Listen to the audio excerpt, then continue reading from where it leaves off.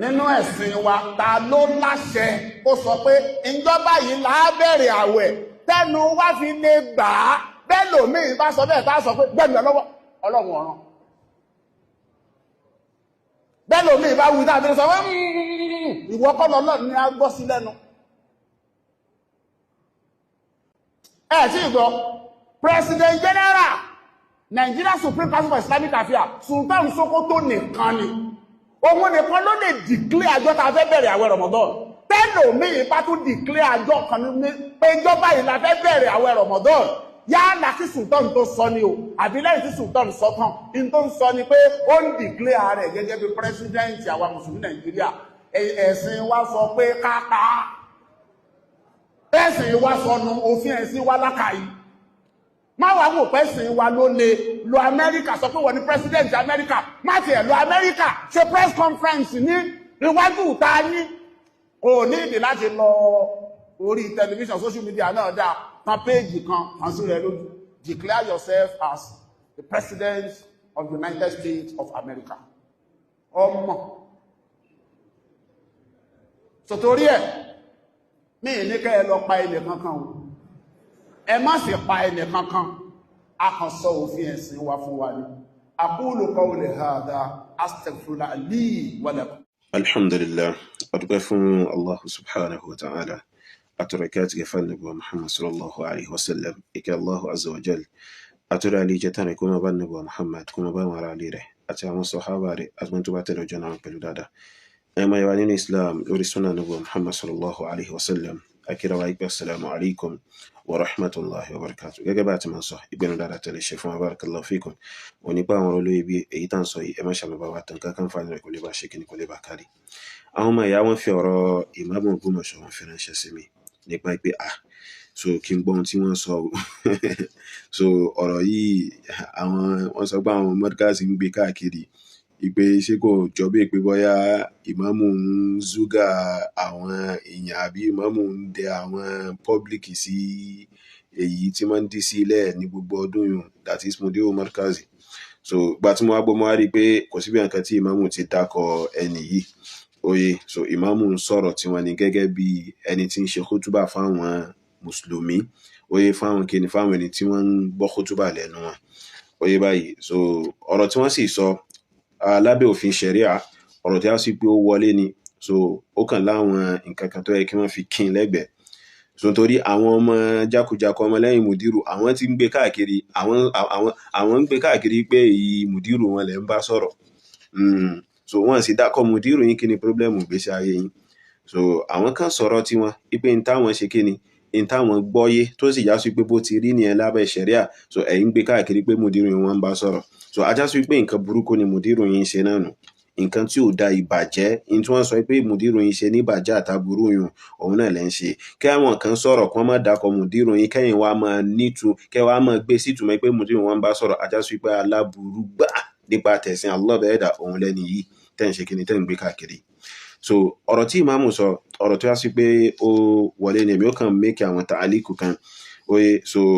tó di wa yufarriqa jama'atakum faqtulu ẹni bá wá bá yín tọ́rọ̀ yín sì papọ̀ lórí ọkùnrin kan ṣoṣo tí ń darí yín so tí ó sì ṣe kíni tí ó sì pè yín sí aburú àti ìbàjẹ́ oye tó ń tọ̀ ń wá dé tó wá fẹ́ ṣe kíni tó fẹ́ sá pọ̀pá yín lọ́gbẹ́ àbí kẹ̀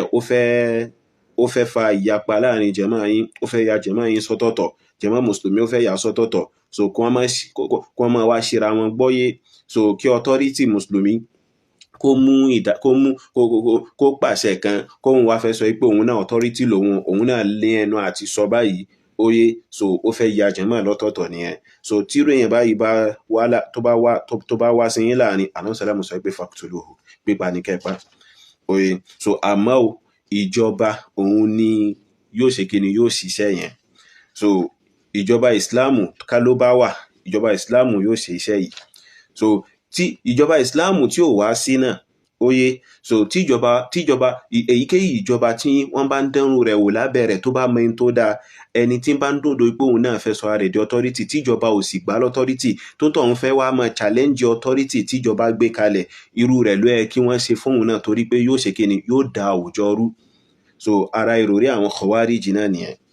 oye báyìí so yóò da àwùjọ rú. So èyí Sultan Sokoto nísìn authority ni bàbá yìí, authority ni wọ́n, ìjọba ló fi wọ́n lọ́lẹ̀ pé ìwọ ni kó máa jẹ́ aṣíwájú fáwọn mùsùlùmí. Kí wọ́n wá fẹ́ gbé ààrẹ kalẹ̀ lọ́tọ́rítì kó wá máa fẹ́ máa challenge tí ìjọba gbé kalẹ̀ ní authority, so ó yẹ kí ìjọba wá nǹkan ṣe sọ̀rọ̀ rẹ̀ gangan. So kí ìjọba kí wọ́n ṣe kí ni kí wọ́n wá bọ́n ṣe dẹ̀ ọ́ mọ́lẹ̀, ajá ni wọ́n bá àwọn tó bùkátà sí kí wọ́n dẹ̀ ẹ́ mọ́lẹ̀. So kò sí nǹkan kan tó burú níbi tí Ìmáàmù Ògbómọ̀ṣọ́ sọ yìí. Ìjìmá sì wà lórí yí pé so tí authority kan bá wà tó wà recognized pẹ̀lú ọwọ́ ìjọba, èèyàn ò gbọ́dọ̀ fẹ́ gbéra rẹ̀ kalẹ̀ ní authority kó wá fẹ́ máa challenge authority wọn yẹn. So al-Imam al-Marudi so nínú Adabu Dunya wa Din wọ́n gbọ́rọ̀ wọn wá ipò wọn sọ pé fa amma iqabatu imamain aw thalatha fi asrin wahid wa baladin wahid fala yajuzu ijma'an. Ipe so ìgbé àwọn ìmáàmù méjì, àwọn adarí méjì àbí mẹ́ta, so ìgbé wọn dìde lásìkò kan náà, ó yé báyìí, àbí nílùú kan náà, so ipe kò tọ́ rárá àti rárá pẹ̀lú ìpanupọ̀ al-umma muslimi. Bákan náà al-Imam Ibn Hazmin rahimahullah wọ́n gba ọ̀rọ̀ wọn wá, so ó yé nínú maratibul ijma' fi ipe wọn sọ pé ittafaqu أنه لا يجوز أن يكون على المسلمين في وقت واحد في جميع الدنيا إمامان لا متفقان ولا مفترقان ولا في مكانين ولا في مكان واحد. أتتوني باي so káàkiri gbogbo ayé kò gbọ́dọ̀ sí ìmáàmù méjì, so oye bóyá wọ́n fẹnu kò ní o àbí wọ́n yapa ní o, kò gbọ́dọ̀ sí méjì, ẹ ọ̀kan ṣoṣo ló gbọ́dọ̀ wà. Bó wá ní nínú ìlú tó já sí wípé ní gbogbo Nàìjíríà tó já sí wípé so wọ́n ti mẹ́nìkan kalẹ̀ wípé ẹni báyìí ni kó máa ṣe kíni, kó máa jẹ́ authority fún àwọn mùsùlùmí, so tí ó já sí pé àlámọ̀rí àwọn mùsùlùmí ó máa ṣẹ́rí padà lọ sọ́dọ̀ rẹ̀. So tóun ti bí Sultan of Sokoto yìí ṣe jẹ́ Sufi tó, ìyìn rò pé ọjọ́ kan ń bẹ tí bàbá yìí wá jáde tó wá sọ nǹkan kan tó já sí wípé àwọn ẹni tí wọ́n yìí ṣe Sufi gan wọ́n wà máa fẹ́ ṣe kíni, wọ́n wà máa fẹ́ dà sí lẹ́nu padà. So ìyìn rò pé ó ṣẹlẹ̀ rí, oye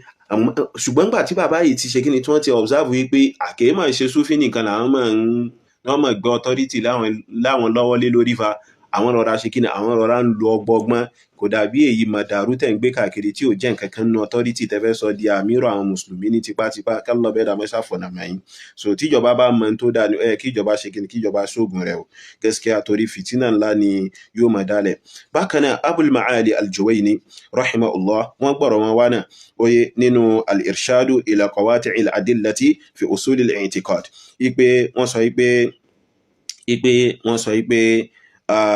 أن عقد الإمامة لشخصين في صقع واحد متضايق الخطط والمخالف غير جائز وقد حصل الإجماع عليه. ipe ìṣekíni ìdè okùn ìmáàmà fún ọkùnrin méjì, ìṣe àgdù ìmáàmà fún ọkùnrin méjì, so oye lásìkò kan náà, so in tó já sí wípé ìfúnpinpin ó ṣe kíni, ìfúnpinpin ó ṣẹlẹ̀ látara rẹ̀ ni, so oye báyìí, so nǹkan yìí sì rè kò tọ́ rárá àti rárá, ipe ìjìmá sì ti ṣe kíni, ó ti ṣẹlẹ̀ lórí nǹkan yìí, ipe kò ṣe kíni, kò tọ́ rárá àti rárá. Bákan náà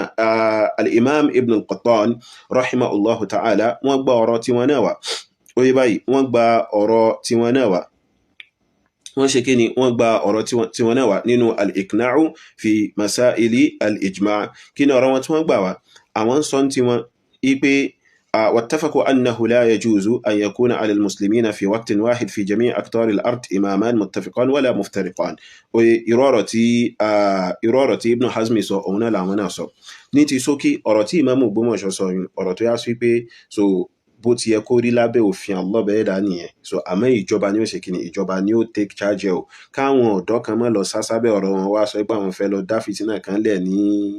ìta ní kinní kan, ẹ má dán wò. So ìwọ kan tó sì jókòó sí kọ̀rọ̀ kan tó rò pé bá àmírò ẹgbẹ́ kan ní ọ, oye má rò pé bá ẹ̀wọ ni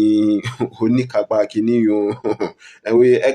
ẹ kàn tún kó bára yín ni o. So gẹ́lọ́ bẹ́ẹ̀ dà kó mọ́ ṣàṣì kíni, kó mọ́ ṣàṣì dáadáa fún wa. Na'am, barakallahu fikum. Mi ní kẹ́ ẹ lọ pa ẹnì kankan o, ẹ má sì pa ẹnì kankan, a kàn sọ òfin ẹ̀sìn wa fún wa ni.